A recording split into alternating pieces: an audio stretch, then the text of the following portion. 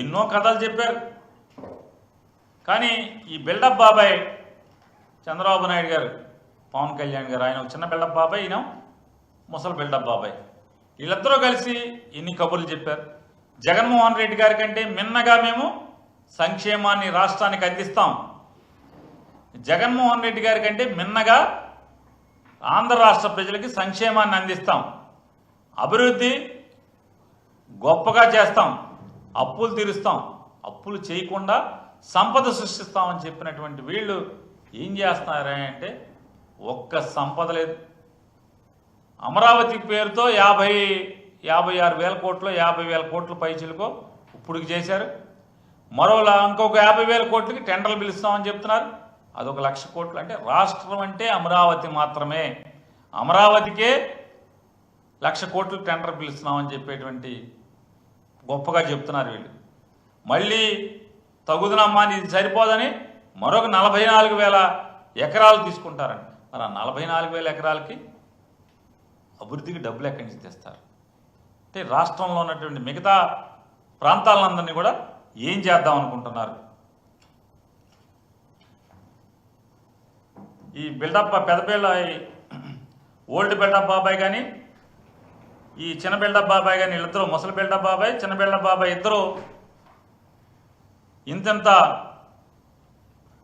గొప్ప గొప్ప మాటలు చెప్పి వాళ్ళ ఒక్క పథకానికి అవసరం అంటే డబ్బులు కేటాయించకుండా, ఒక్క పథకం అమలు చేయకుండా, కనీసం రాష్ట్రంలోని పేద మధ్యతరగతి వర్గాలకి సంబంధించి ఆరోగ్యశ్రీని కూడా వాళ్ళు ఉచితంగా ఆర్థిక భారం పడకుండా దశాబ్దాలుగా ఆంధ్రప్రదేశ్ రాష్ట్రంలో ప్రభుత్వం ఆదుకుంటున్నటువంటి తీరుని, అంటే ఆరోగ్యశ్రీని కూడా నీరుగార్చినటువంటి పరిస్థితి.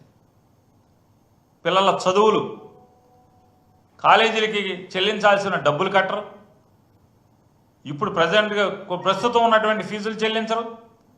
మరి పేద మధ్యతరగతి వర్గాలను ఎలా మీరు ఉద్ధరిస్తారు?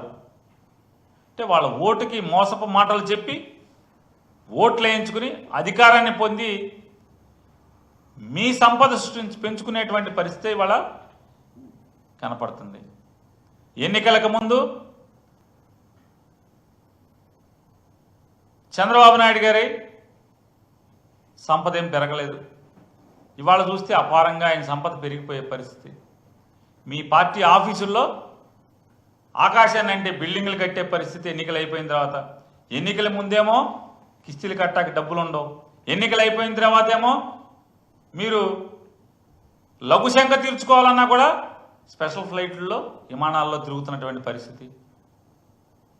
సెక్రటరియట్ నుంచి గన్నవరానికి విమానం, గన్నవరానికి హెలికాప్టర్, గన్నవరం ఎయిర్పోర్ట్ నుంచి ఇంటి దగ్గరికి హెలికాప్టర్, రాజమండ్రికి ప్రత్యేక విమానం, రాజమండ్రి నుంచి పిఠాపురానికి హెలికాప్టర్, పిఠాపురం నుంచి వైజాగ్కి హెలికాప్టర్,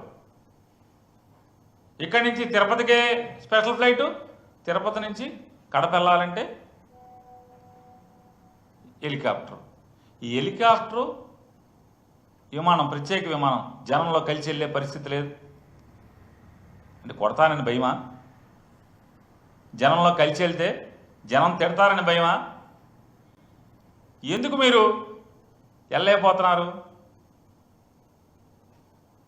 ఉప ముఖ్యమంత్రి గారు ఎక్కడికైనా అయితే స్పెషల్ ఫ్లైటు, హెలికాప్టర్ తప్పితే, ఎన్నికల్లోనేమో కారు టాపిక్కి వెళ్తారు,